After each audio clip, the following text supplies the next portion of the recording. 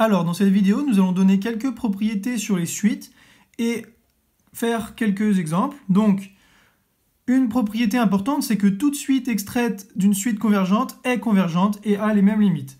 Donc, pour illustrer cela, on va faire un exemple. Donc, montrer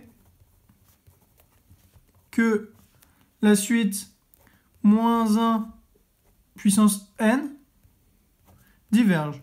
Donc, considérons u de 2n qui est égal à -1 puissance 2n, c'est égal à -1 au carré le tout puissance n, et c'est-à-dire 1 puissance n, c'est-à-dire 1, et u de 2n plus 1, qui est égal à -1 puissance 2n plus 1, soit -1 puissance 2 puissance n fois -1, c'est-à-dire 1 fois -1 soit -1.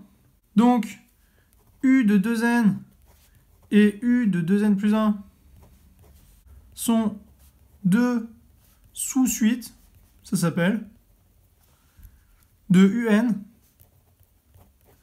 qui convergent respectivement vers 1 et -1. Donc, -1 puissance n divergent. Donc ici, on a montré que deux sous-suites de un convergeaient vers deux réels différents, donc la suite diverge. Nota bene, toute suite convergente est bornée.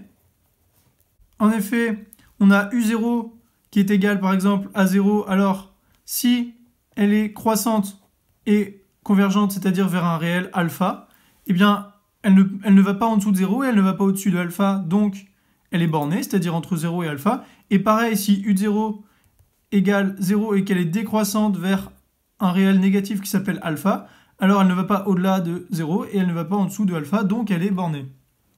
Attention, la réciproque est fausse, puisque par exemple, -1 puissance n, donc la suite qu'on a étudiée juste au-dessus, est bornée entre -1 et 1, comme vous l'avez vu, mais elle n'est pas convergente, elle diverge.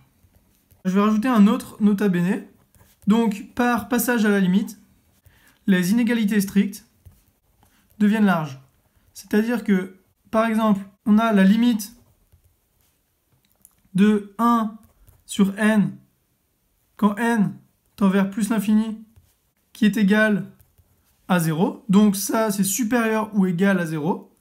Or, 1 sur n est strictement supérieur à 0. Donc voici pour ce nota bene. Ensuite, je vais en donner un autre. Donc, une autre propriété, pardon. Donc, propriété, si u de n et v de n convergent vers L et L' respectivement, alors u de n plus v de n convergent vers L plus L'.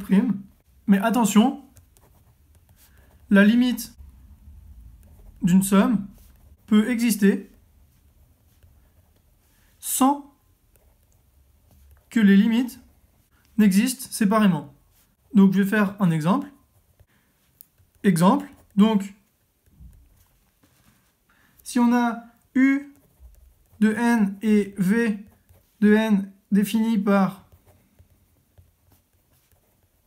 u de n est égal à -1 puissance n et v de n est égal à 1 moins -1 puissance n, alors limite de u de n plus v de n quand n tend vers plus l'infini, c'est égal à limite quand n tend vers plus l'infini de -1 puissance n moins -1 puissance n plus 1, donc limite de 1, et c'est égal à 1. Donc la limite existe, or elles n'ont pas de limite chacune puisque les deux divergent. Donc si un et vn convergent, alors, donc comme un et vn divergent séparément, mais en faisant la somme ça converge, alors ça vérifie la propriété énoncée.